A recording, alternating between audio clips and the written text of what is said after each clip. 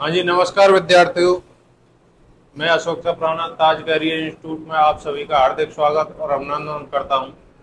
मित्रों, आज जो हम बात करेंगे वो उदयपुर जिले की करेंगे। ठीक है। उदयपुर जिले के बारे में पहले इसकी स्थापना देखते हैं। स्थापना स्थापना की थी इसकी महाराणा उदय सिंह ने।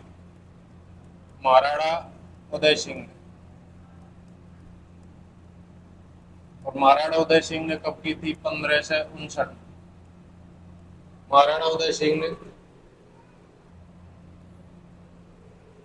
महाराणा उदय सिंह ने की थी 1559। ठीक है। अगर हम इसकी स्थिति की बात करें, स्थिति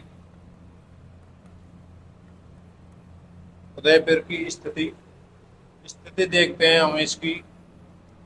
तो ये राजस्थान के दक्षिणी भाग में मिलता है। कहाँ मिल रहा? दक्षिणी। स्थिति देखें तो दक्षिणी भाग में, दक्षिणी राजस्थान में मिलता है। स्थिति क्या है इसकी? ये जो राजस्थान के दक्षिणी भाग में मिलता है। उसके बाद इसकी भौतिक प्रदेश के हिसाब से देखें, भौतिक प्रदेश तो वो आता है ये अरावली में, अरावली पर्वतमाला में। ठीक है। भौतिक प्रदेश की दृष्टि से देखें तो ये कहाँ आता है? ये आता है अरावली पर्वतमाला में। ओके। उसके बाद देखें हम यहाँ की सीमा रेखा। सीमा बनाता है जो ये, देखिए आप, ये जो सीमा बनाएगा ये बनाएगा गुजरात के साथ। किसके साथ बनाएगा? गुजरात के साथ। यहाँ कौन सा लगता है? गुजरात। ठीक है। और ये गुजरात के साथ यहाँ पर सीमा लगाएगा इस भाग में, ये यहाँ से। ठीक है। गुजरात कहाँ तक जाएगी? ये बाड़मेर तक आएगी ये सीमा। गुजरात के साथ सीमा लगाएगा। ओके। वो गुजरात के साथ जब सीमा लगाएगा तो ये कैसी सीमा लगाएगा? ये लगाएगा अंतरराज्यीय सीमा। कैसी लगाएगा? अंतरराज्यीय, अंतरराज्यीय सीमा। और ये किसके साथ लगाएगा? गुजरात के साथ। ठीक है। गुजरात के साथ अंतरराज्यीय सीमा लगाएगा। नेक्स्ट बात करते हैं हम यहाँ पर, वो करेंगे इसके उपनामों की। उपनामों में देखिए, पूर्व का वेनिस, पूर्व का वेनिस। माउंटेन फाउंटेन शहर, माउंटेन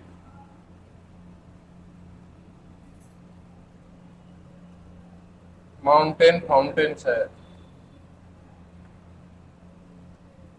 माउंटेन फाउंटेन शहर। झीलों की नगरी, झीलों की नगरी। राजस्थान का कश्मीर,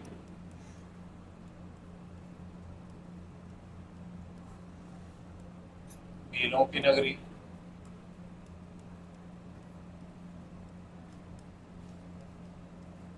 ठीक है।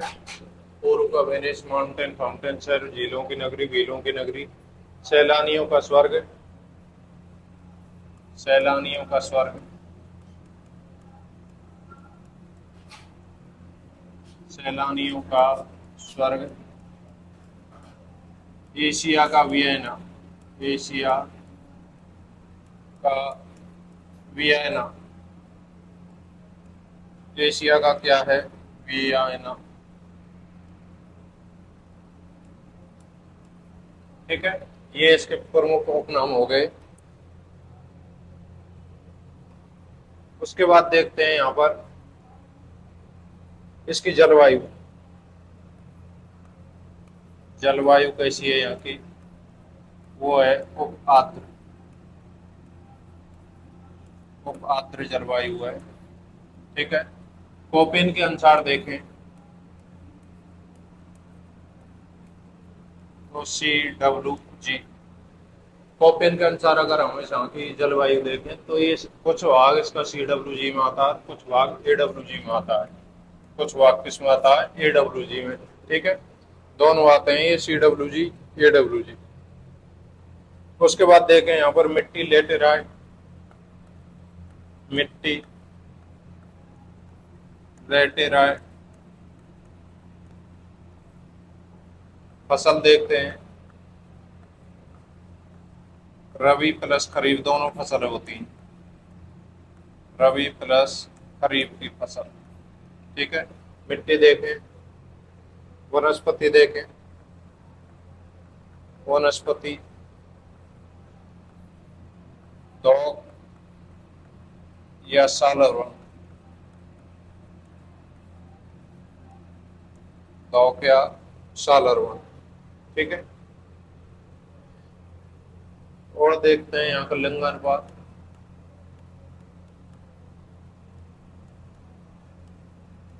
वो कितना 9 से 58। और जनसंख्या घनत्व,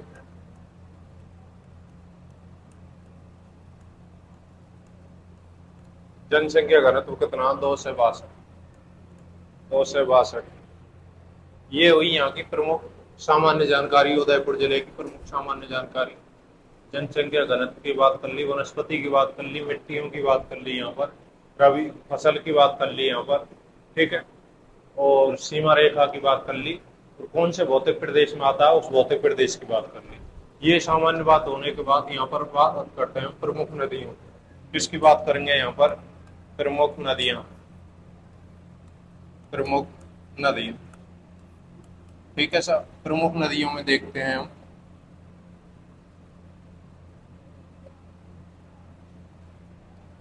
प्रमुख नदियों में देखते हैं, पहली देखते हैं सोम नदी, सोम नदी, ठीक है। सोम नदी के उद्गम की बात करें, उद्गम,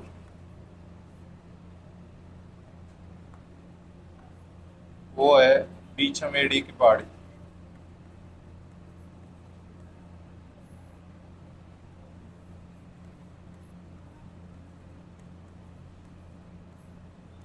ये कहाँ पड़ती है, उदयपुर। सोम नदी का उद्गम कहाँ से हुआ है, बीचमेड़ी की पहाड़ी, ठीक है। उसके बाद देखते हैं इस पर, सोम नदी देखते हैं, देखो ये तो हुई माही नदी, माही नदी, इधर से आती है सोम नदी, ये कौन सी है, सोम नदी, सोम नदी। इसका जो उद्गम होता है बीचमेड़ी की पहाड़ी, बीचमेड़ी की पहाड़ी, ठीक है। उदयपुर से जैसे ये चलती है तो यहाँ पर एक परियोजना है सोम कागदर परियोजना, सोम कागदर परियोजना, ठीक है। जैसे ये चलती है तो यहाँ पर कौन सी परियोजना है, ये है सोम कागदर परियोजना, ठीक है। ये कहाँ पर है, ये है उदयपुर में ही, ठीक है। सोम कागदर परियोजना है उदयपुर। एक है इस पर, फिर यहाँ थोड़ा आगे चल के जिसका नाम है सोम कमला अम्बा, सोम कमला अम्बा, ये कहाँ पर है, ये है डूंगरपुर, डूंगरपुर, ठीक है। सोम कमला अम्बा दोनों ही मोस्ट है ये, सोम कमला अम्बा। उसके बाद यहाँ पर जो इनका संगम है ये है बेड़ेश्वर धाम, बेड़ेश्वर धाम। यहाँ पर 3 नदियों का संगम होता है, कौन कौन सी का, माही, सोम और जाखम नदी, ठीक है। माही, सोम और जाखम 3 नदियों का संगम होता है यहाँ पर बेड़ेश्वर धाम, ठीक है, बेड़ेश्वर धाम। दोबारा देखिए, इसका जो उद्गम होता है सोम नदी का वो होता है बीचमेड़ी की पहाड़ी, कहाँ से होता है, बीचमेड़ी की पहाड़ी, ठीक है। उसके बाद यहाँ पर जैसे ही उदयपुर में जाती है, उदयपुर में इस पर एक परियोजना जिसका नाम क्या है, सोम कागदर परियोजना, ठीक है। मोस्ट है ये दोनों ही परियोजना, सोम कागदर परियोजना और सोम कमला अम्बा दोनों ही। ठीक है। उसके बाद जैसे डूंगरपुर पहुंचती है तो डूंगरपुर में इस पर परियोजना है सोम कमला अम्बा। कौन सी है? सोम कमला अम्बा। ठीक है। दो परियोजना होने के बाद ये कहाँ पर चली जाती है? बेड़ेश्वर धाम चली जाती है। ठीक है। और बेड़ेश्वर धाम में इन तीन नदियों का संगम है, माही, सोम और जाखम का। ठीक है। नेक्स्ट बात करते हैं हम साबरमती नदी। साबरमती नदी,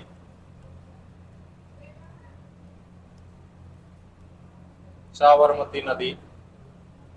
ठीक है। इसका जो उद्गम हुआ है, उद्गम फुलवारी किनार किनार गोगुंदा से। उद्गम कहाँ से? फुलवारी किनार गोगुंदा। ठीक है। उसके बाद देखते हैं इसकी जो लंबाई है वो है 4 से 16 किलोमीटर। ठीक है। लेकिन ये जो राजस्थान में बहती है वो बहती है मात्र 45 किलोमीटर। राजस्थान में कितना बहती है? मात्र 45 किलोमीटर। इसकी जो कुल लंबाई है वो तो है 4 से 16 किलोमीटर, लेकिन जो राजस्थान में बहती है वो बहती है ओनली 45 किलोमीटर। उसके बाद यहाँ पर बात करें तो हम यह राज्य की एकमात्र नदी है, एकमात्र नदी है जिसका उद्गम राजस्थान से होता है, जिसका उद्गम राजस्थान से होता है, लेकिन लेकिन गुजरात की प्रमुख नदी है। गुजरात की प्रमुख नदी है, प्रमुख नदी है। गुजरात की कैसी नदी है? प्रमुख नदी कहाँ की है? गुजरात की है। उद्गम कहाँ से होता है? राजस्थान का होता है। इस पर दो शहर स्थित हैं। एक तो शहर स्थित है अहमदाबाद। ठीक है। और एक शहर स्थित है इसी के किनारे गांधीनगर। गांधीनगर। ये दोनों शहर कहाँ स्थित हैं? गुजरात में। दोनों कहाँ स्थित हैं? गुजरात में। ठीक है। ये होगी इसकी नदी। दो शहर स्थित इस पर, अहमदाबाद और गांधीनगर, दोनों गुजरात में। राजस्थान से उद्गम होता है, लेकिन प्रमुख नदी कहाँ की है? ये प्रमुख नदी है गुजरात। नेक्स्ट देखते हैं यहाँ से बेड़च नदी। कौन सी नदी है? बेड़च नदी। उद्गम देखो, उद्गम होगा इसका गोगुंदा की पहाड़ी, गोगुंदा की पहाड़ी। ठीक है। उद्गम हो गया गोगुंदा की पहाड़ी। उसके बाद देखते हैं यहाँ पर ये नदी जैसे चलती है गोगुंदा की पहाड़ी से, गोगुंदा की पहाड़ी से चलती है जैसे ही। ठीक है। वहां जाकर यहाँ तक इसका जो नाम है वो है आयड़ नदी। क्या नाम है इसका? आयड़ नदी। ठीक है। यहाँ जाकर ये गिरती है उदय सागर झील में। इसमें जाकर गिरती है उदय सागर झील में। कहाँ जाकर गिरती है? उदय सागर झील में। और इसके बाद जैसे ये प्रवाहित होती है तो इसका नाम हो जाता है बेड़च नदी। उसके बाद इसका नाम क्या हो जाता है? बेड़च नदी। ठीक है। जब तक ये उदय सागर झील में आती है इतने तो इसका नाम क्या है? आयड़ नदी है। और उदय सागर झील के बाद इसका नाम क्या हो जाता है? बेड़च नदी हो जाता है। उसके बाद देखते हैं यहाँ पर एक चित्तौड़ दुर्ग है, जो चित्तौड़गढ़ दुर्ग, चित्तौड़गढ़ दुर्ग, वो भी इसी नदी के किनारे स्थित है। गंभीरी प्लस बेडस नदी, इन दोनों के किनारे कौन सा दुर्ग स्थित है? चित्तौड़गढ़ दुर्ग स्थित है। नेक्स्ट देखते हैं एक यहाँ पर पहाड़ सभ्यता पाई जाती है यहाँ पर बींगोद नामक स्थान पर। बींगो भीलवाड़ा, यहाँ पर जाकर त्रिवेणी संगम होता है, और यहाँ पर संगम किन किन नदियों का होता है? वो होता है मेनार, बेड़च और बनास। मेनार, बेड़च और बनास, तीन नदियों का संगम होता है यहाँ पर, मेनार, बेड़च और बनास। ठीक है, कौन से स्थान पर होता है? पिंगौद नामक स्थान पर त्रिवेणी संगम होता है, मेनार, बेड़च और बनास का। ठीक है, तीनों का संगम होता है चित्तौड़गढ़ दुर्ग है इसी किनारे। एक यहीं पर क्या है, आहड़ सभ्यता मिलती है। यहीं पर कौन सी सभ्यता मिलती है? आहड़ सभ्यता मिलती है। ठीक है, देखो बेड़ज नदी उद्गम कहाँ से हुआ? गोगंदा की पहाड़ी से हुआ है। चित्तौड़गढ़ दुर्ग स्थित है इसी किनारे। कौन कौन सी नदी? गंभीर और बेड़ज के। और ये नदी जो जाकर मिलती है बिंगोद नामक स्थान पर मिलती है, मेनाल, बेड़ज और बनास। आहड़ सभ्यता इसके किनारे। इस नदी का जो उद्गम होता है वो होता है गोगुंदा की पहाड़ी, और गोगुंदा की पहाड़ी तक इसका नाम है जो आयन नदी है। ठीक है, उसके बाद जैसे उदय सागर झील में गिरती है, उदय सागर झील के बाद प्रवाहित होती है, तो इसका नाम क्या हो जाता है? बेड़ज नदी हो जाता है। ठीक है, नेक्स्ट बात करें हम, यहाँ पर एक आहड़ सभ्यता है, उस आहड़ सभ्यता की देखें। आहड़ सभ्यता, ठीक है, कौन सी नदी के किनारे है? बेड़ज नदी के किनारे। इसका खोजकर्ता देखते हैं पहले। खोजकर्ता अक्षय कीर्ति व्यास। अक्षय कीर्ति व्यास, खोजकर्ता कौन है इसका? अक्षय कीर्ति व्यास। उत्खनन किसने किया है? उत्खनन वो किया रतन चंद्र अग्रवाल ने। किसने किया है? रतन चंद्र अग्रवाल। ठीक है, खोजकर्ता उत्खनन। नदी कौन सी है? बेड़च है। नदी बेड़च या बनासविक है। ठीक है, उसके बाद देखते हैं यहाँ पर इसके प्राचीन नाम।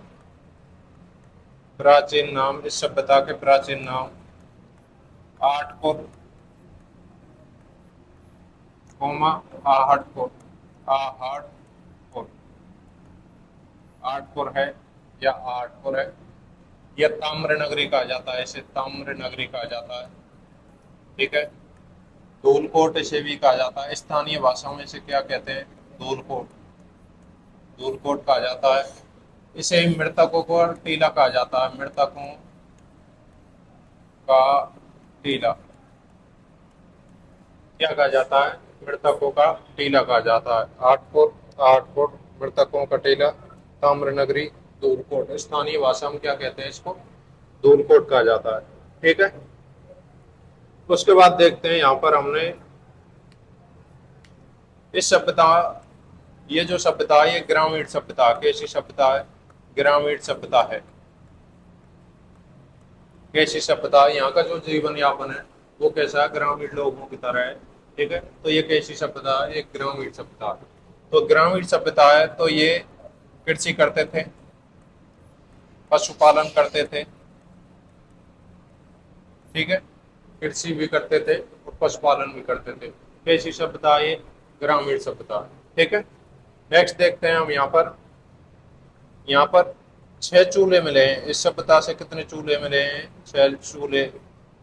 ठीक है, और जब 6 चूल्हे मिले हैं तो इसका मतलब क्या है? इसका मतलब ये है कि 6 चूल्हे मिलने का कारण कि यहाँ पर जो परिवार लोगों की व्यवस्था थी वो कैसी थी? सार्वजनिक परिवार की व्यवस्था थी। कैसे थे? सार्वजनिक परिवार व्यवस्था, सार्वजनिक परिवार या संयुक्त परिवार, संयुक्त परिवार।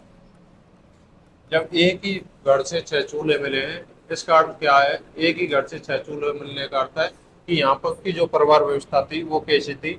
संयुक्त परिवार की थी। ठीक है, यहाँ जो मृदभांड मिले हैं, मृदभांड वो मिले हैं लाल या काले रंग के, लाल या काले रंग के, काले रंग के। यहाँ पर जो मृद भांड मिले हैं वो किस रंग के मिले हैं? लाल या काले रंग के मिले हैं। ठीक है। इस सभ्यताओं में कच्ची ईंटों का प्रयोग किया गया था। कैसी ईंटों का? कच्ची ईंटों का प्रयोग किया गया है। कच्ची ईंटों का प्रयोग। ठीक है, कच्ची ईंटों का प्रयोग किया गया है। और देखते हैं यहाँ पर तांबे गलाने की भट्टी मिली है। तांबे गलाने की भट्टी की भट्टियां। तांबे गलाने की क्या मिली है? यहाँ पर भट्टियां मिली हैं। ठीक है। और देखते हैं यहाँ पर एक वृषभ की आकृति मिली है। वृषभ। वृषभ। वृषभ कहते हैं बैल को। वृषभ किसे कहते हैं? बैल को। तो इसे बनासियल बुल की उपाधि दी गई है। किसकी उपाधि दी गई है? बनासियल बुल। बनासियल बुल की उपाधि दी गई है इसे। क्या कहा गया है इसे? बनासियल बुल कहा गया। यहाँ पर एक बैल मिला है, उस बैल की आकृति को क्या कहा गया है? यहाँ पर बनासियल बुल कहा गया है। उसके बाद देखते हैं यहाँ पर अनाज के मृत भांड मिले हैं। अनाज के मृत भांड। अनाज के मृत भांड मिले हैं। मृत भांड। ठीक है। अनाज के मृत भांड मिले हैं जिसे गोरे या कोट कहा जाता है। गोरे या कोट कहा जाता है।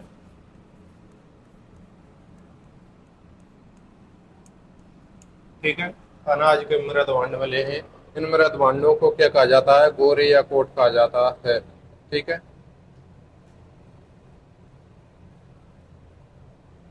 इस सभ्यता की जो संस्कृति मिली है वो ईरानी सभ्यता से मिली है। ईरानी।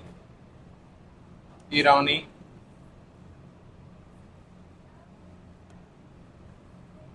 ईरानी शैली से मिली है।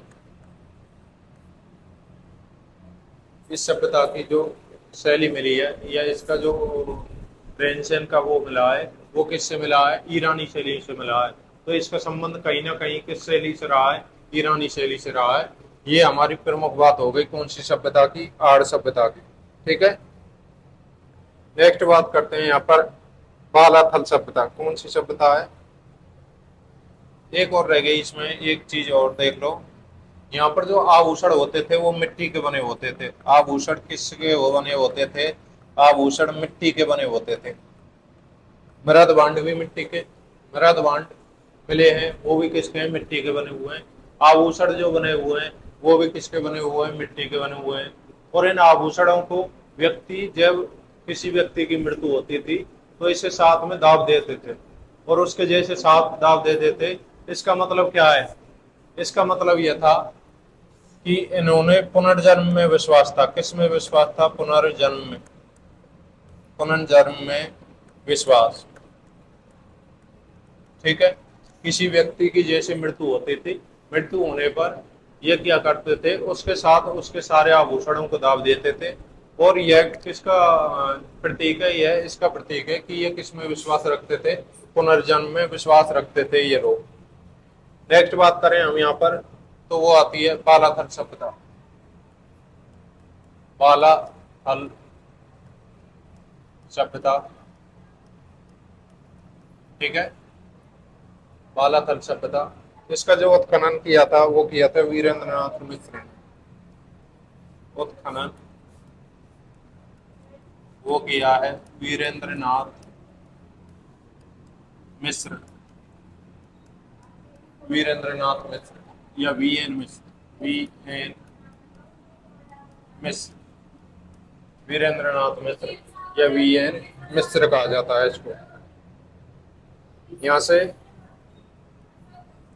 5 प्रकार के मृद भांड मिले हैं। 5 प्रकार के मृद भांड। ठीक है। एक हाथ से बना हुआ कपड़ा मिला है। हाथ से बना हुआ कपड़ा। बना हुआ कपड़ा। 5 प्रकार के मृद भांड मिले हैं। हाथ से बना हुआ कपड़ा मिला है। और देखते हैं यहाँ पर एक कंकाल तंत्र मिला है। एक कंकाल तंत्र मिला। कंकाल तंत्र मिला है। एक कंकाल तंत्र जो मिला है ये कैसा है, ये मतलब अब तक पाए जाने सभी कंकाल तंत्रों में कुष्ठ रोगी का सबसे प्राचीन कंकाल तंत्र है। कुष्ठ रोग का सबसे प्राचीन प्रमाण। ठीक है। इस सभ्यता में भी आहड़ के समान विशेषता मिलती है। आहड़ के समान सभ्यता है। कैसी सभ्यता है ये, आहड़ के समान सभ्यता है। ठीक है। उसके बाद तांबे के सिक्के मिले हैं। तांबे के सिक्के और तांबे के औजार मिले हैं। तांबे के औजार, ये इस सभ्यता की प्रमुख विशेषता हुई। क्या बात हुई? 5 प्रकार के मृद भांड मिले हैं। हाथ से बना हुआ एक कपड़ा मिला हुआ, हाथ से बना हुआ। ठीक है। कंकाल तंत्र मिला है जो कुष्ठ रोग का सबसे प्राचीन प्रमाण है। और इसकी अन्य सभ्यता मिली है जो हाड़ के समान सभ्यता मिली है। और और तांबे के सिक्के मिले हैं और तांबे के औजार मिले हैं। ठीक है। नेक्स्ट बात करते हैं यहाँ पर प्रमुख झीलों की। प्रमुख झीलें। प्रमुख झीलों में देखिए, प्रमुख झीलों में राज्य की राज्य का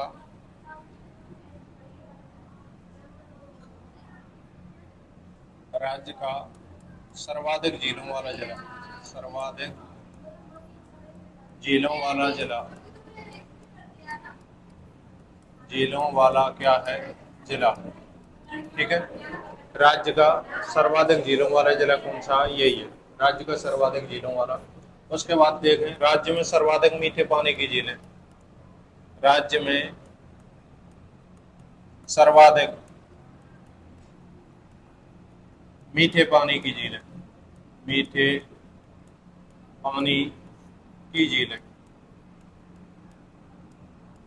ये भी कहाँ पर है? ये भी इसी सभ्यता में है। राज्य में सर्वाधिक मीठे पानी की झीलें। राज्य में सर्वाधिक झीलों वाला जिला भी कौन सा है? यही है, उदयपुर। ठीक है। उसके बाद यहाँ पर जो प्रमुख झील है वो है पिछोला झील। कौन सी झील है? पिछोला झील।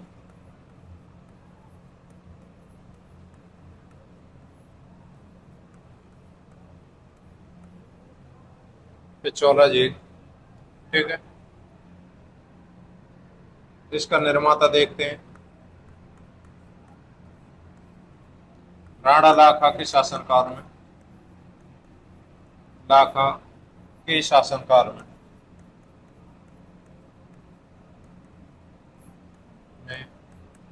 पिच्छू या छितर नामक बंजारे ने, पिच्छू या छितर नामक बंजारे ने बैल की स्मृति में करवाई थी। किसकी स्मृति में? बैल की स्मृति में। ठीक है। इस झील का जो निर्माण करवाया था वो करवाया था पिच्छू नामक बंजारे ने। किसने करवाया था? पिच्छू नामक बंजारे ने। ठीक है। किसकी स्मृति में की? बैल की स्मृति में करवाया था। और किसके शासनकाल में करवाया था? राणा लाखा के शासनकाल में करवाया था। ठीक है। नेक्स्ट बात करते हैं, पिछोला झील है जो, ये उदयपुर की सबसे प्राचीन झील है। उदयपुर की सबसे प्राचीन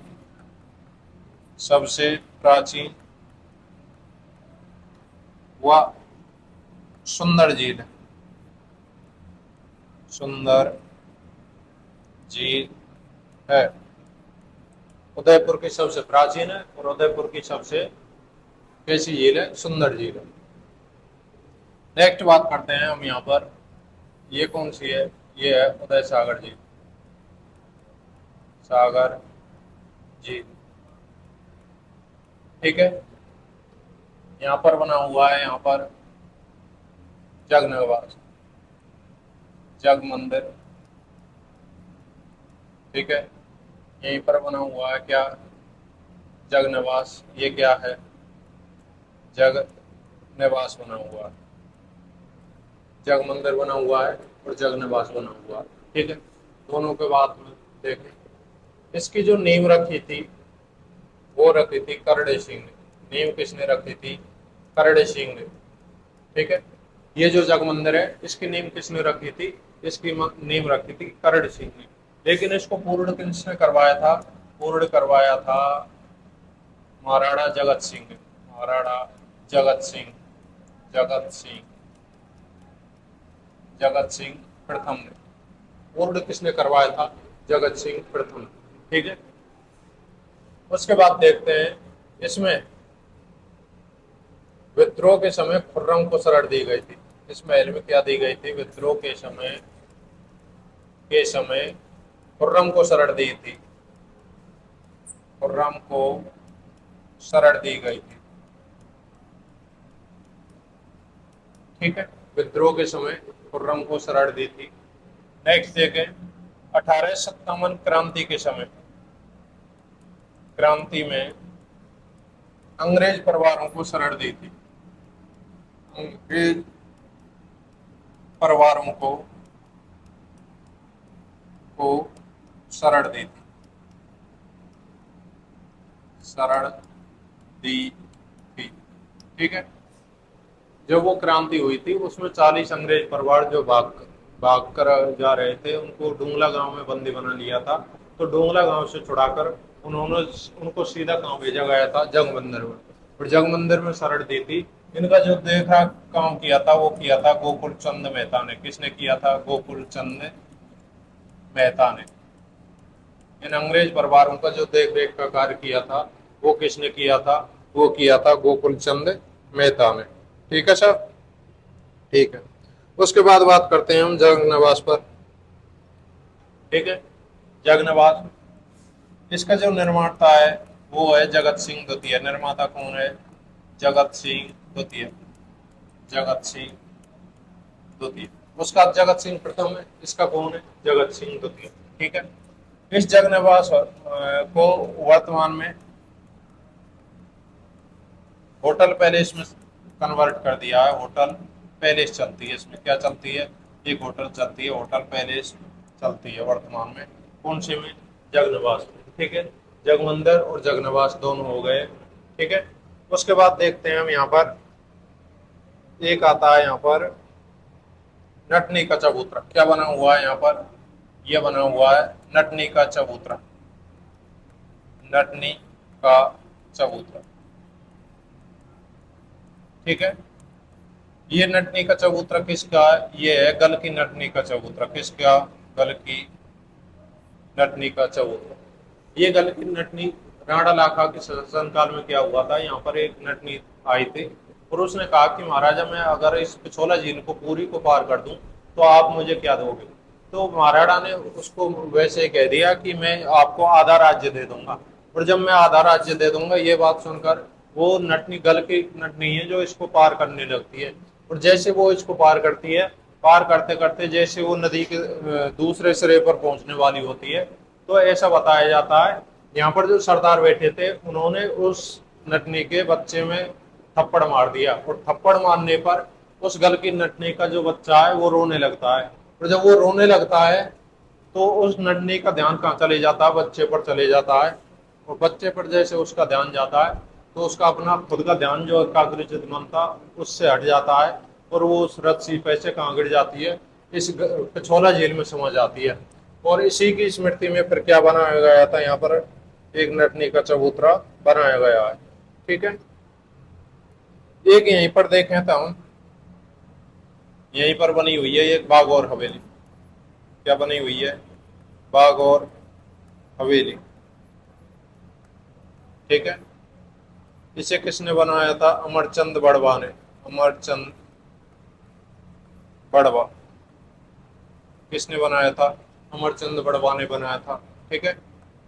इसमें क्या रखी हुई है, विश्व की सबसे बड़ी पगड़ी, विश्व की सबसे बड़ी पगड़ी रखी हुई है। कौन सी कहाँ रखी हुई है? ये बाग और हवेली में रखी हुई है। कहाँ है ये? पिछोला झील के किनारे स्थित है। एक यहीं पर देश की प्रथम देश की प्रथम सौर ऊर्जा से संचालित सौर ऊर्जा से संचालित नाव चलाई गई थी। नाव चलाई गई थी। नाव कहाँ पर चलाई गई थी? ये चलाई गई थी कहाँ पर? इसी झील में चलाई गई थी, पिछोला झील। ठीक है। नेक्स्ट बात करते हैं, यहाँ पर एक फतेह सागर झील है। कौन सी झील है? फतेह सागर झील।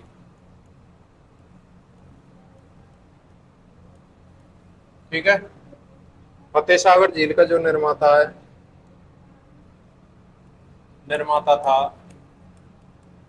वो थे महाराणा जय सिंह। महाराणा जय सिंह। ठीक है। लेकिन इसका जब पुनर्निर्माण हुआ था उस समय जो नींव रखी थी वो रखी थी ड्यूक ड्यूक ऑफ कनॉट ने। कनॉट ने। ठीक है। इस समय जो पुनर्निर्माण करवाया उस समय जो शासक था, ये पुनर्निर्माता कहते हैं हम इसको। क्या कहेंगे? पुनर्निर्माण।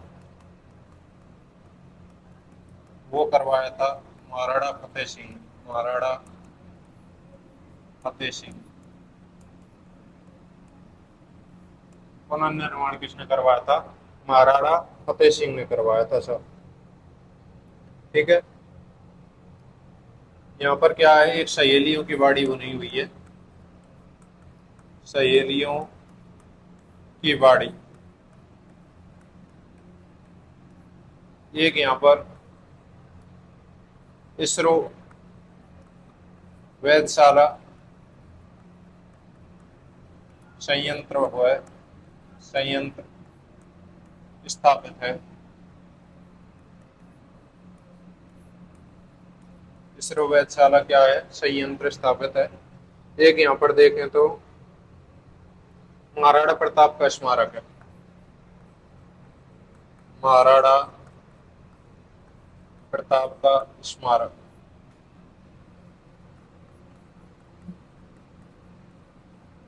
महाराणा प्रताप का स्मारक ये भी कहाँ पर है? फतेह सागर झील के किनारे स्थित है।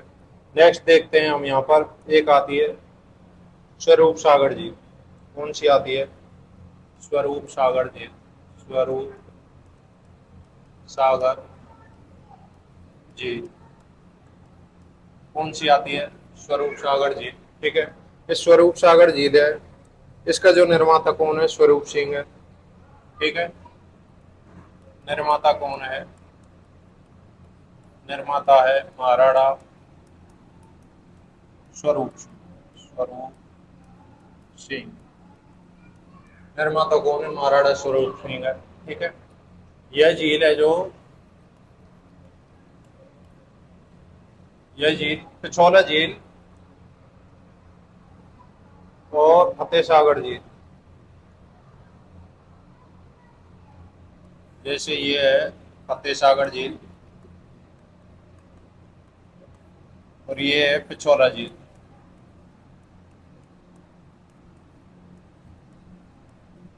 इन दोनों का जो जोड़ने का कार्य कर रही है, ये कर रही है कौन सी? स्वरूप सागर झील।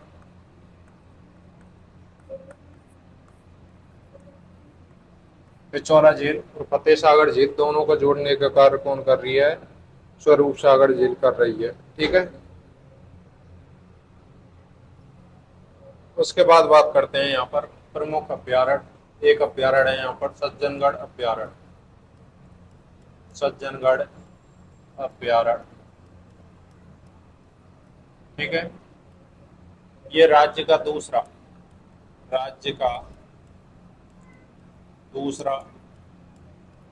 सबसे छोटा अभ्यारण्य। सबसे छोटा अभ्यारण्य।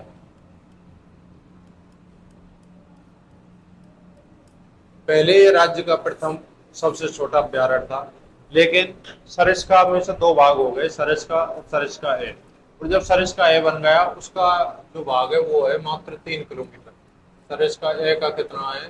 3 किलोमीटर। ठीक है, तो अब राज्य का जो सबसे छोटा ब्यारड आ गया वो कौन सा आ गया? सरिस्का ए। सबसे छोटा कौन सा आ गया? सरिस्का ए। ठीक है, तो ये राज्य का कौन सा दूसरा सबसे छोटा ब्यारड है। ठीक है, इसी में क्या है? राज्य का दूसरा जैविक उद्यान, राज्य का दूसरा जैविक उद्यान स्थित है, जैविक उद्यान स्थित है। राज्य का दूसरा जैविक उद्यान स्थित है, जबकि प्रथम कहाँ है? प्रथम है नाहरगढ़ में, नाहरगढ़ में प्रथम। प्रथम जैविक उद्यान कहाँ पर है? नाहरगढ़ में है प्रथम। ठीक है, एक यहाँ पर जो प्रमुख पाया जाता है नीलगाय, नीलगाय लोमड़ी, नीलगाय और लोमड़ी पाई जाती हैं यहाँ पर। एक इसी अभ्यारण्य के भीतर सज्जनगढ़ दुर्ग है, सज्जनगढ़ दुर्ग स्थित है। ठीक है, ये बात हो गई इसकी। एक यहाँ पर आता है फुलवारी की नाल अभ्यारण्य। क्या आता है? फुलवारी की नाल।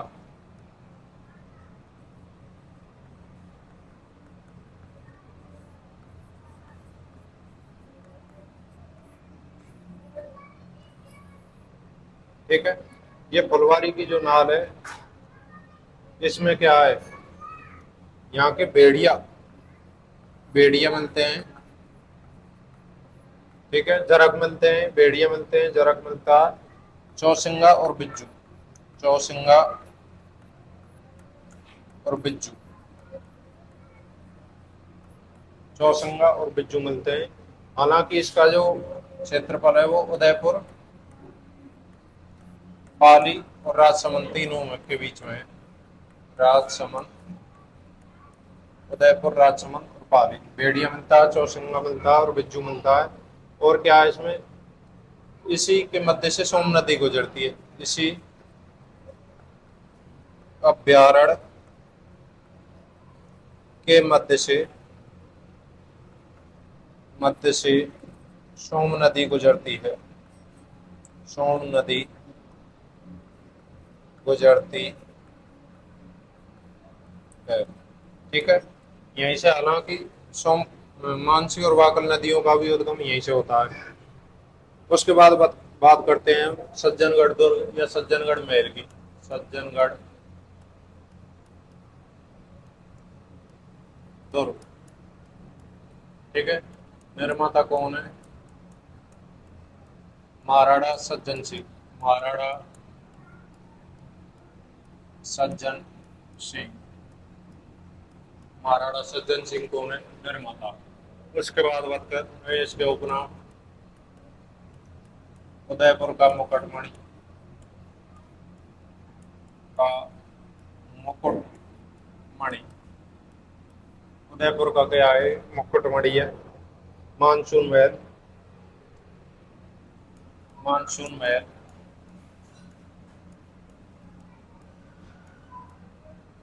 और वांडी विलास महल, वांडी विलास महल। मानसून महल है, वांडी विलास महल है। ठीक है, उदयपुर का मुकुटमणि, ये ज्यादा ध्यान रखना। उसके बाद वर्तमान में ही है, वर्तमान में क्या कर दिया इसमें? वर्तमान में इसमें पुलिस वायरलेस, वायरलेस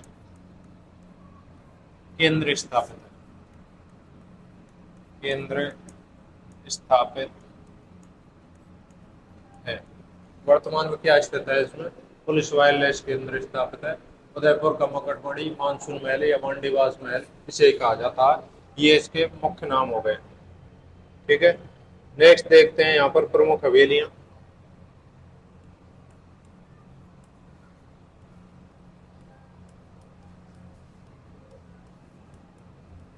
ठीक है, बाघ और हवेली मैंने पढ़ाई दी थी। उसके बाद है बापना हवेली, बापना हवेली, मुनसिंह हवेली,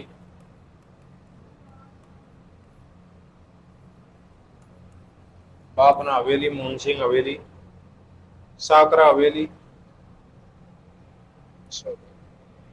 पीपलिया हवेली, पीपलिया हवेली। ठीक है। और जो मोस्ट है वो कौन सी है, बाग और हवेली। बाग और हवेली, इसका निर्माता कौन है? निर्माता अमरचंद बड़वा, अमरचंद बड़वा। इसे मनोरंजन की हवेली भी कहा जाता है, मनोरंजनियों की हवेली। ठीक है। इसमें विश्व की सबसे बड़ी पगड़ी रखी हुई है, विश्व की सबसे बड़ी पगड़ी। ठीक है। विश्व की सबसे बड़ी क्या रखी हुई है, इसमें पगड़ी रखी हुई है, मनोरंजनी हवेली। एक इसे साकरा हवेली भी कहा जाता है। क्या कहा जाता है? साकरा हवेली। ठीक है। ये प्रमुख यहाँ की हवेली हो गई, बापना हवेली, मोहन सिंह हवेली, पीपलिया हवेली, बागौर हवेली और बागौर हवेली। ठीक है। नेक्स्ट बात करते हैं यहाँ पर प्रमुख मंदिरों की। प्रमुख मंदिर, एक महल और रह जाता है यहाँ पर, राजमहल,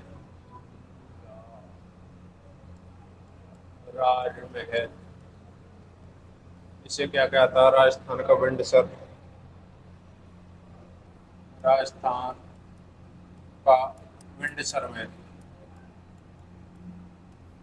ठीक है। इसमें क्या रखा हुआ? महाराणा प्रताप का भाला रखा हुआ है, महाराणा प्रताप का भाला रखा हुआ है। महाराणा प्रताप का क्या रखा हुआ है इसी दुर्ग महल में? महाराणा प्रताप का भाला रखा हुआ है। ठीक है। राजमहल, निर्माता देखे तो उदय सिंह। निर्माता कौन था? महाराणा उदय सिंह, उदय सिंह।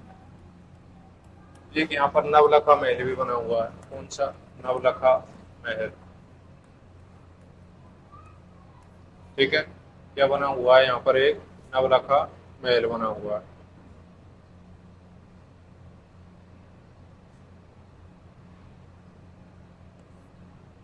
उसके बाद करते हैं हम यहाँ पर प्रमुख मंदिर, प्रमुख मंदिर, प्रमुख मंदिर। प्रमुख मंदिरों में यहाँ पर पहले आता है एकलिंग जी का मंदिर,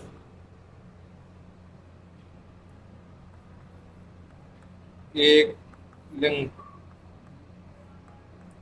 जी का मंदिर। ठीक है। एकलिंग जी का मंदिर है। अगर इसका हम निर्माता पर बात करें तो निर्माता किसने करवाया था इसका निर्माण? निर्माता था बप्पा रावत, बप्पा रावत। ठीक है।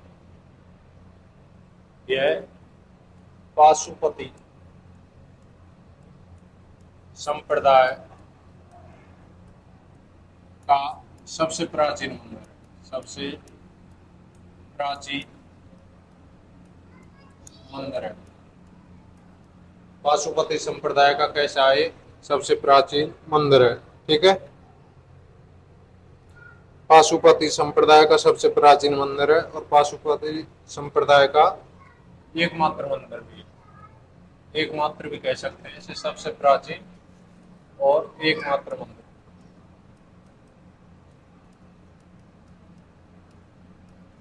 ठीक है। इसमें जो मूर्ति है एकलिंग जी की, वो काले पत्थर पर, एकलिंग जी की मूर्ति, मूर्ति किस पर है? काले पत्थर पर।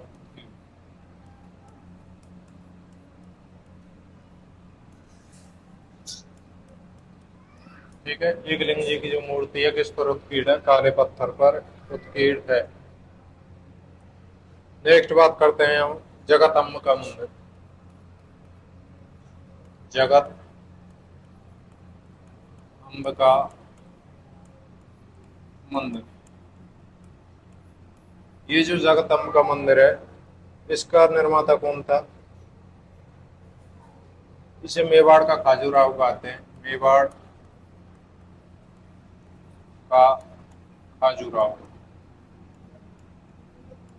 जगत अम्ब का मंदिर, इसको मेवाड़ का खाजूराहो कहता है। इसमें गणेश जी की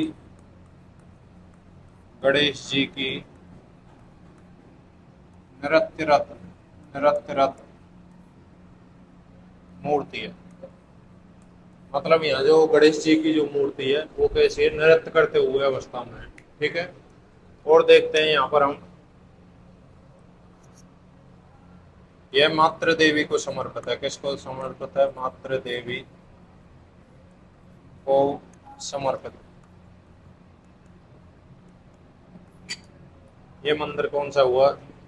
जगदम्बिका माता मंदिर।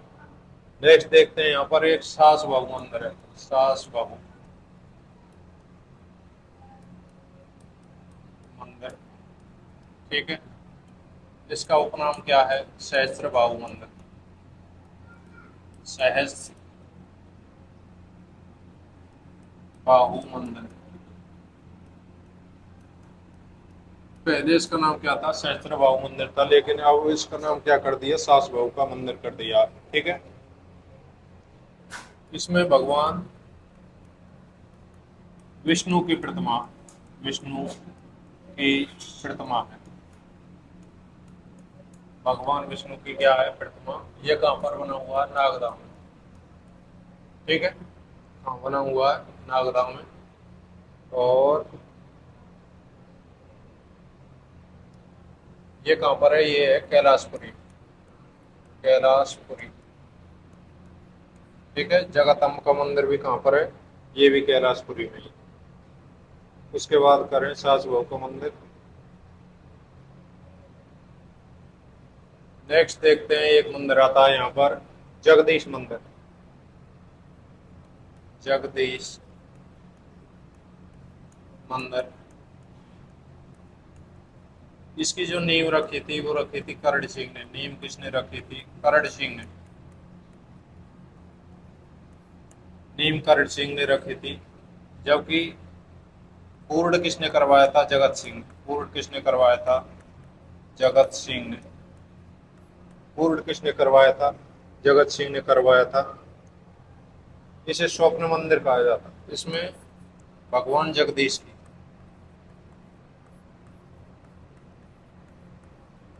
इसमें भगवान जगदीश की काले पत्थर से निर्मित मूर्ति है। काले पत्थर से निर्मित मूर्ति है। क्या है यहाँ पर? काले पत्थर से निर्मित क्या है? मूर्ति बनी हुई है यहाँ पर। ठीक है। इसे स्वप्न से बना मंदिर कहते हैं। स्वप्न मंदिर कहा जाता है। और इसमें 50 खम्भों पर बना हुआ है। यह मंदिर कितने खम्भों पर बना हुआ है? 50 खम्भों पर बना हुआ है। इसके शिल्पकार की बात करें, शिल्पकार वो है अर्जुन भाषा और मुकद्दर। इस मंदिर के जो शिल्पकार हैं वो कौन है? अर्जुन भाषा और मुकद्दर। ठीक है। नेक्स्ट बात करते हैं यहाँ पर बाढ़ माता मंदिर है। क्या है? बाढ़ माता मंदिर। ये कहाँ पर है? ये भी नागदा में ही है। केलवाड़ा, केलवाड़ा, ठीक है। बाढ़ माता क्या है? सिसोदिया वंश की कुल देवी, वंश की कुल देवी। सिसोदिया वंश की कुल देवी कौन है? बाढ़ माता है। उसके बाद आती है यहाँ पर आमजा माता। आमजा माता मंदिर। इसका मंदिर भी कहाँ पर है? केरवाड़ा में ही। केलवाड़ा हूँ। ठीक है, यह क्या है? भीलों की आराध्य देवी। भीलों की कैसी देवी है? आराध्य देवी।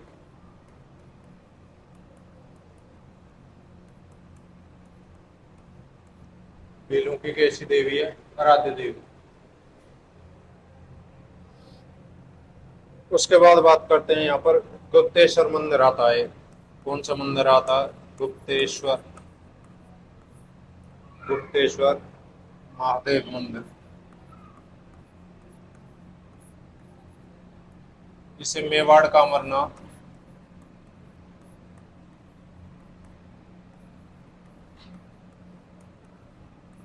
या गिरवा का अमरनाथ कहा जाता है। गिरवा का अमरनाथ क्या कहा जाता है इसे? मेवाड़ का अमरनाथ कहा जाता है। और गिरवा का क्या कहा जाता है? इसे अमरनाथ कहा जाता है। उसके बाद देखते हैं हम यहाँ पर एक विष्णु मंदिर बना हुआ है। क्या बना हुआ है? विष्णु मंदिर। ठीक है, इस विष्णु मंदिर का जो निर्माता है वो है महाराणा कुंभा की बेटी रमाबाई। कौन थी? रमाबाई। ठीक है, विष्णु मंदिर का निर्माता कौन है? रमाबाई। अगर इसके शिल्पी की बात करें तो शिल्पी है ईश्वर। शिल्पी कौन है? ईश्वर। ठीक है, एक यहाँ पर मंसा पूर्ण करणी माता आती है। मंसा पूर्ण करणी माता मंदिर।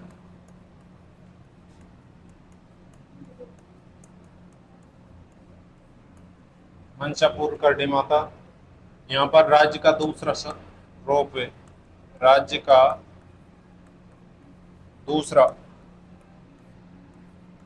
रोप वे संचालित है।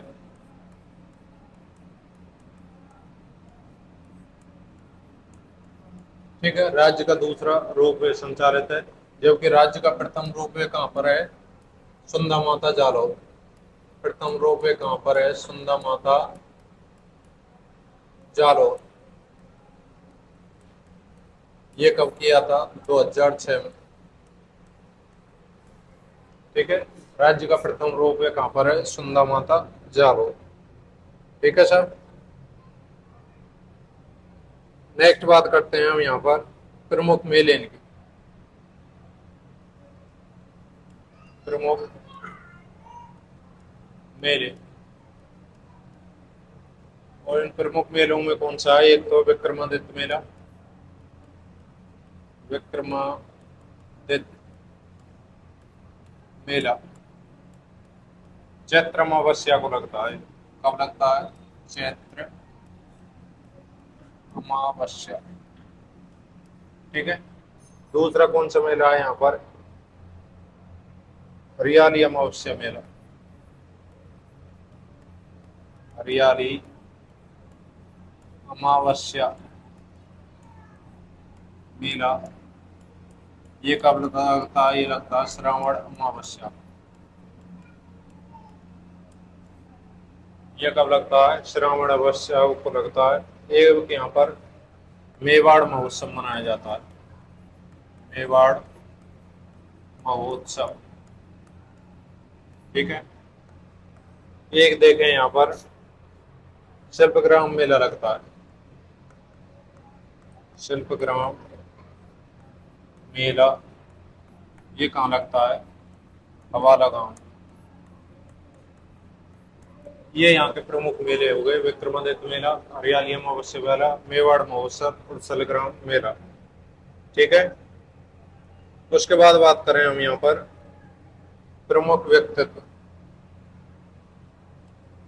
प्रमुख व्यक्तित्व,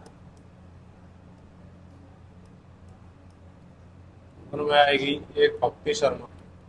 भक्ति शर्मा, ये भक्ति शर्मा कौन है? ये तैराकी जल परी है। तैराकी जल परी। इन भक्ति शर्मा का संबंध कहाँ से आता है? उदयपुर से आता है। ठीक है, प्रथम महिला, प्रथम महिला, राज्य की प्रथम महिला जिसने इंग्लिश चैनल पार किया था, किया था। राज्य की प्रथम महिला है जिसने क्या किया था, इंग्लिश चैनल पार किया था। क्या नाम है? भक्ति शर्मा। दूसरे आते हैं यहाँ पर मोतीलाल तेजावत। मोतीलाल तेजावत, इनका संबंध कहाँ से आता है? इनका आता है कोलियारी से, कोलियारी गांव। ठीक है, कोलियारी गांव से आता है। इन्हें आदिवासियों का मसीहा, आदिवासियों का मसीहा। ठीक है, एक एक ही आंदोलन की जो शुरुआत की थी, एक ही आंदोलन की शुरुआत वो किसने की थी? मोतीलाल तेजावत के की थी। ठीक है, उसके बाद देखते हैं यहाँ पर एक भैंस अनुसंधान केंद्र बना हुआ है। यहाँ पर भैंस अनुसंधान केंद्र,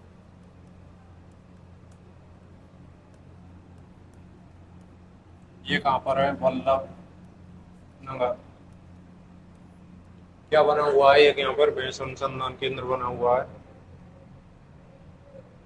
एक यहाँ की जो कोप्तगिरी है, कोपगिरी, उसको 2023 में जीआई टैग दिया गया है, जीआई टैग दिया गया। ठीक है, एक वेटलैंड सिटी में, वेटलैंड सिटी में शामिल किया गया है। उदयपुर को क्या किया गया? वेटलैंड सिटी में शामिल किया गया है। ठीक है, इंदौर और उदयपुर दो सिटी शामिल है वेटलैंड सिटी में। उसके बाद देखते हैं एक यहाँ पर महाराणा प्रताप हवाई अड्डा है, महाराणा प्रताप हवाई अड्डा। ये कहाँ पर है? डबोक में।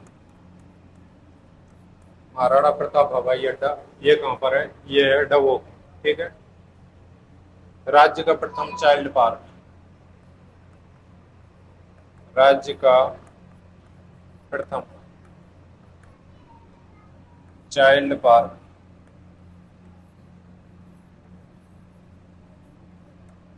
राज्य का प्रथम चाइल्ड पार्क है।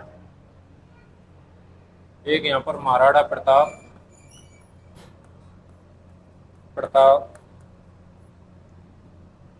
कृषि विश्वविद्यालय,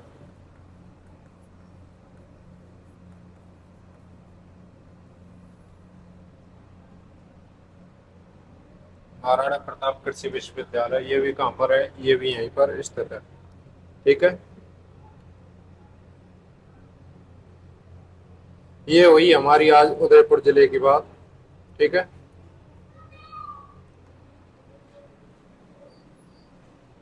पुनः इसका एक बार पुनः इसका रिवीजन करना चाहता हूँ। रिवीजन में देखेंगे इसकी जो स्थापना की थी वो किसने की थी? महाराणा उदय सिंह ने। कब की थी? 1559 में। ठीक है, उसके बाद हमने बात की थी ये जो जिला है, ये जो जिला है ये कहाँ पर है? ये यहाँ पर है, स्थित है। ठीक है, दक्षिणी भाग में, दक्षिणी पश्चिम कह सकते हैं इसको, दक्षिणी भाग में स्थित है। भौतिक प्रदेश की दृष्टि से देखें तो किस में आता है? तो आता है साहब ये अरावली में। किस में आता है? अरावली प्रदेश में। ठीक है, इसकी जो सीमा है, इसकी जो अंतरराज्यीय सीमा वो कहाँ से लगती है? गुजरात से लगती है। एक देखें उपनाम देखिए इसके, पूर्व का वेनिस, माउंटेन फाउंटेन शहर, झीलों की नगरी, राजस्थान का कश्मीर, झीलों का शहर, और सैलानियों का स्वर्ग, एशिया का वियना। ठीक है, उसके बाद यहाँ पर बात करें हम जलवायु की। जलवायु कैसी है? यहाँ की उपाद्र जलवायु है। और CWG कुछ भाग किसमें आता है? एडब्ल्यू में आता है। ठीक है, मिट्टी लेटेराइट है, फसल रबी और खरीफ दोनों की है। वनस्पति कैसी है? यहाँ की धौक और सालर वनस्पति मिलती है। यहाँ का लिंगानुपात कितना, 9 से 58 लिंगानुपात है। जनसंख्या घनत्व कितना है यहाँ का, 2 से 62 जनसंख्या घनत्व है। प्रमुख नदियां देखो, सोम नदी चलती है, ये सोम नदी। हेलो, जो सोम नदी है इसका उद्गम कहाँ से होता है, बीछामेड़ी की पहाड़ी से। कहाँ से होता है, बीछामेड़ी की पहाड़ी से। उसके बाद ये बीछामेड़ी की पहाड़ी से चलकर, और इस पर यहाँ पर एक परियोजना बनी हुई है।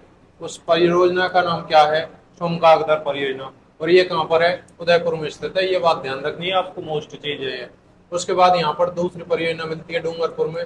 इस परियोजना का नाम क्या है, सोम कमलाम्मा। सोम कमलाम्मा दोनों एक समान होने के कारण यहाँ पर गलती होती है।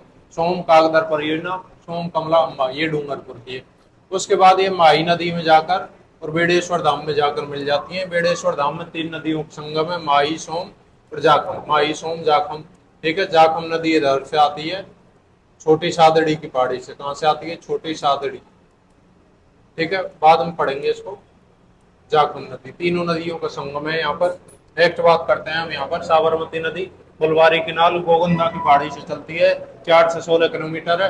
राजस्थान में इसके 45 किलोमीटर है। राज्य की एकमात्र नदी है जिसका उद्गम कहाँ से होता है, राजस्थान से होता है। लेकिन प्रमुख नदी कहाँ की है, गुजरात की नदी है। इसके अलावा गुजरात में गांधीनगर और अहमदाबाद, 2 जिले, 2 राज्य, सॉरी, 2 डिस्ट्रिक्ट स्थित है। उसके बाद बात करते हैं, बेडस नदी गोगंदा की पहाड़ी से चलती है। ठीक है, उसके बाद इसके चित्तौड़गढ़ दुर्ग स्थित है और भीमगोद में जाकर इनमें संगम होता है। मेनाल नदी और बेडस नदी और बनास नदी, तीनों का संगम होता है। इसी के किनारे हड़सभ्यता स्थित है। ये गोगंदा की पहाड़ी से जैसे चलती है, यहाँ से चलने के बाद ये उदय सागर झील में गिरती है। उदय सागर झील में जहां तक गिरती है वहां तक इसका नाम आयड नदी है। उसके बाद क्या हो जाता है, इसका नाम बेडस नदी हो जाता है। ठीक है साहब, ठीक है। नेक्स्ट बात करें हम आर्य सभ्यता की। इसके खोजकार अक्षय कीर्ति व्यास कौन है, अक्षय कीर्ति व्यास। कब की थी, 1953। अक्षय कीर्ति व्यास। उत्खनन करता कौन है, रतन चंद्र अग्रवाल है। नदी क्या है, बेडस या बनास नदी। बनास नदी भी आ जाता है कभी कभी। प्राचीन नाम क्या है, आठपुर। आठपुर ताम्रवती नगरी। स्थानीय नाम क्या है इसका, धूलकोट। स्थानीय लोग कहते हैं इसको धूलकोट।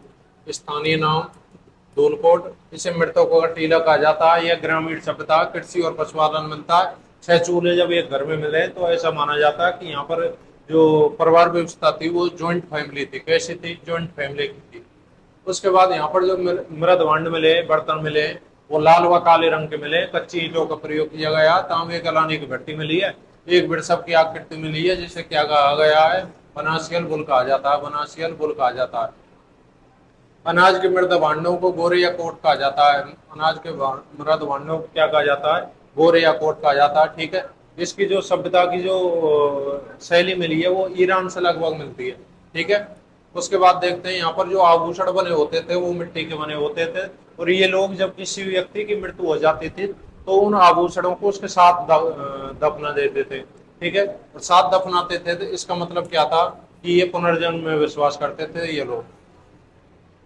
नेक्स्ट बात करें, बालातल सभ्यता। उत्खनन वीरेंद्र नाथ मिश्र। 5 प्रकार के मृद भांड मिले। हाथ से बना हुआ कपड़ा मिला है। हाथ से बना हुआ कपड़ा मिला है। कंकाल तंत्र मिला है जो कुष्ठ रोग का सबसे प्राचीन प्रमाण है। आर्य सभ्यता की समान सभ्यता मिली है। तांबे के सिक्के और तांबे के औजार मिले हैं साहब यहाँ से। नेक्स्ट बात करते हैं प्रमुख झीलें की। राज्य की सर्वाधिक झीलों वाला जिला उदयपुर है। राज्य में सर्वाधिक मीठे की पानी की झीलें जो उदयपुर में, पिछोला झील का निर्माता पिच्चू नामक बंजारे ने करवाया था। उदयपुर की सबसे प्राचीन और उदयपुर की सबसे प्राचीन कौन सी झील है। उसके बाद बात करी हमने उदय सागर झील के किनारे जगमंदिर जगनिवास है। जगमंदिर का निर्माण नींव रखी थी जो रखी थी करण सिंह ने। पूर्व किसने करवाया था, जगत सिंह प्रथम ने करवाया था। ठीक है, इसमें 1857 क्रांति के समय अंग्रेजों का रहे थे। ठीक है, और खुर्रम ने यहाँ पर शरण ली थी आपातकालीन स्थिति में। उसके बाद करते हैं हम जगनिवास की। जगनिवास का जो निर्माता जगत सिंह द्वितीय है। इसमें होटल संचालित है, होटल पैलेस। ठीक है, उसके बाद यहाँ पर एक नटनी का चबूतरा बना हुआ है जो गल की नटनी का चबूतरा था। ठीक है, बागौर हवेली। अमरचंद बड़वा ने विश्व की सबसे बड़ी पगड़ी रखी हुई है बागौर हवेली में। नेक्स्ट बात करते हैं, यहाँ पर एक फतेह सागर झील आती है जिसका निर्माता महाराणा जय सिंह था वास्तव शुरुआत में, लेकिन इसकी नींव रखी थी जो डी को कनौड ने रखी थी। पुनर्निर्माण करवाया था वो करवाया था फतेह सिंह ने। ठीक है, यहाँ पर एक सहेलियों की बाड़ी स्थित है, इसरो वेधशाला का संयंत्र स्थित है और महाराणा प्रताप का स्मारक है इसी झील के किनारे। उसके बाद बात बात आती है स्वरूप सागर झील पर, निर्माता महाराणा स्वरूप सिंह। ठीक है, ये जो स्वरूप सिंह झील है ये इन दोनों झीलों को जोड़ती है, फतेह सागर झील और पिछोरा झील दोनों को जोड़ने का काम करती है।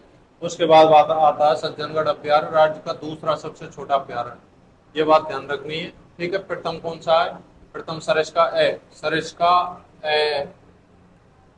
ठीक है, सबसे छोटा। राज्य का दूसरा जैविक उद्यान प्रथम कहाँ पर है? नाहरगढ़ में। प्रथम अभ्यारण्य कहाँ पर है? नाहरगढ़ में। नीलगाय, लोमड़ी, सज्जनगढ़ दुर्ग है, फुलवारी की नाल।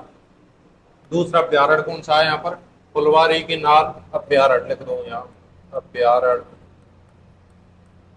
फुलवारी की नाल अभ्यारण्य। ठीक है, यह उदयपुर, पाली और राजसमंद में मिलता है। कहाँ मिलता है? उदयपुर, पाली और राजसमंद तीनों में इसका सीमा है।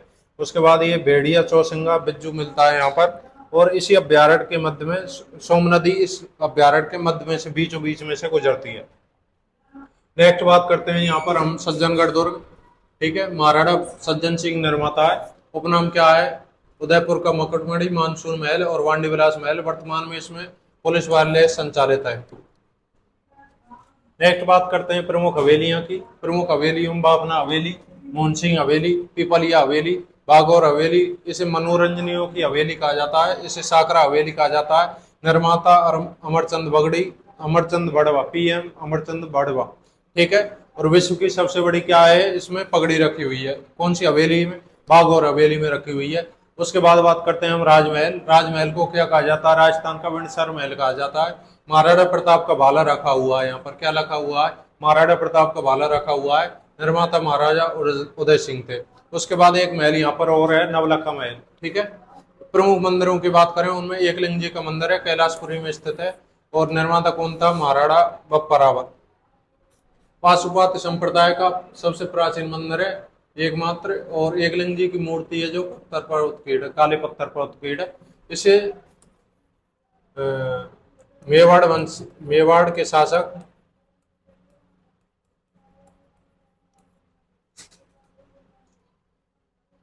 मेवाड़ के शासक वास्तविक शासक मानते हैं एकलिंग जी को, वास्तविक शासक।